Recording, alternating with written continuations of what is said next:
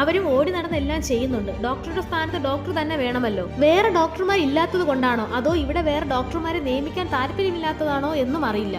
ഏത് സമയം casualty full എമർജൻസികൾ വന്നുകൊണ്ടിരിക്കും. എമർജൻസി കേസുകൾക്ക് മാത്രമായി ദയവ് ചെയ്ത അധികാരികളും ആരോഗ്യവകുപ്പ് മന്ത്രിയും ആറ്റിങ്ങൽ താലൂക്ക് ആശുപത്രിയിൽ ഒരു ഡോക്ടറിനെ കൂടെ നിയമിക്കേണ്ടത് അത്യാവശ്യ കാര്യമാണ്. ഡെലിവറി ഉൾപ്പെടെ നടത്തുന്ന ഈ താലൂക്ക് ആശുപത്രിയിൽ എന്തുകൊണ്ടാണ് ഇത്തരം ആവശ്യങ്ങൾ അധികാരികൾ നടപ്പിലാക്കാത്തത് എന്നാണ് നമുക്ക് ചോദിക്കാനുള്ളത്.